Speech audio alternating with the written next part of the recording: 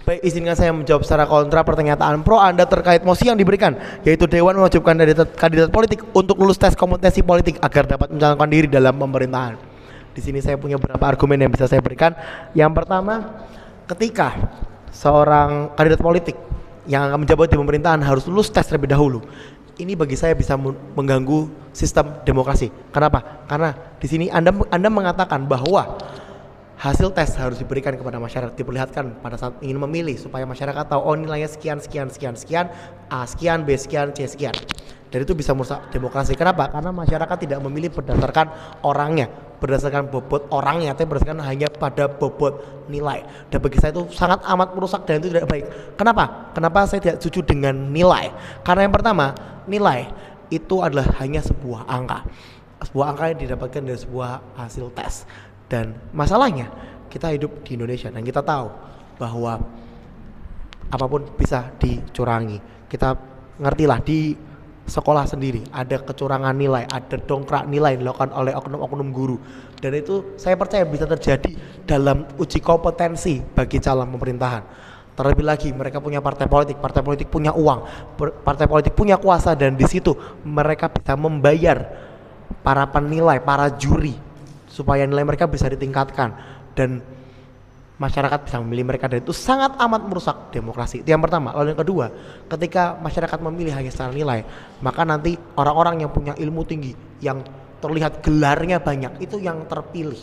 Dan itu tidak baik. Karena mengapa? Mereka hanya punya ilmu, mereka hanya punya teori, tapi tidak menjamin apakah mereka bisa memberikan aksi nyata bagi masyarakat. Saya akan masuk ke argumen saya yang kedua, bahwa masyarakat Indonesia butuh aksi nyata, bukan hanya nilai. Kita bisa melihat bahwa rakyat Indonesia senang sekali dengan apa yang disebut sebagai aksi nyata. Kita bisa melihat Presiden ke-7 Republik Indonesia, Insinyur Joko Widodo, bagaimana saat dia menjabat sebagai wali kota Solo, baik saat menjadi gubernur Jakarta, beliau suka sekali yang namanya jalan-jalan, suka sekali yang namanya turun ke lapangan, dan kita bisa melihat antusiasme masyarakat terhadap beliau. Beliau menjabat 2 periode sebagai presiden dari Republik Indonesia, dan itu menunjukkan bahwa masyarakat kita memerlukan yang namanya aksi nyata, bukan hanya sekedar nilai.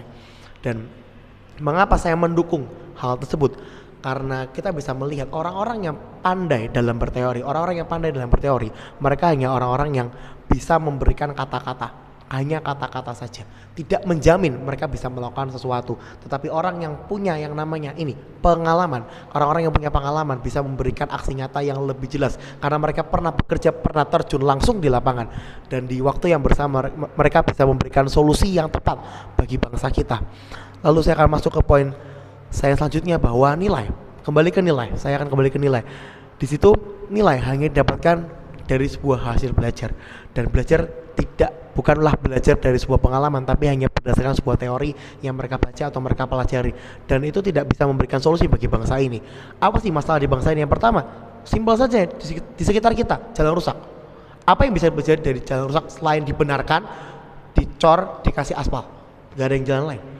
Bagaimana caranya menyelesaikan jalan rusak dengan ilmu sosiologi, ilmu ekonomi? Gak bisa. Kita butuh benar-benar aksi nyata, pemutusan, butuh yang namanya sebuah keputusan yang diambil. Oh, jalan di daerah A dibenarkan, oh jembatan di daerah B harus dibenarkan supaya bisa digunakan kembali oleh masyarakat. Itu yang masyarakat kita butuhkan, sebuah aksi nyata, pembangunan yang nyata, aksi yang benar-benar nyata. Itu yang benar-benar masyarakat kita butuhkan. Lalu selain untuk masyarakat kita perlu yang namanya keputusan nyata, tetapi di sini juga menyampaikan, tadi Anda sempat menyampaikan bahwa materi yang bisa diujikan adalah materi seperti sosiologi, ekonomi, hukum dan sebagainya. Itu hanyalah sebuah dasar, hanya sebuah dasar, bukan sebuah hal yang diperlukan masyarakat. Masyarakat peduli apa tentang sosiologi dan ekonomi? Memang masyarakat perlu hal tersebut, tapi mereka tidak hanya butuh itu saja. Mereka perlu aksi nyata, mereka butuh bantuan nyata, mereka butuh tinggal di negara yang aman dan nyaman, bukan hanya negara yang pandai berteori dan pandai dalam memberikan nilai yang terbaik. Itu anak SMA pun bisa, anak kuliahan pun bisa, tapi masyarakat kita nggak butuh seperti itu. Masyarakat kita butuh aksi yang sungguh-sungguh dan benar-benar nyata.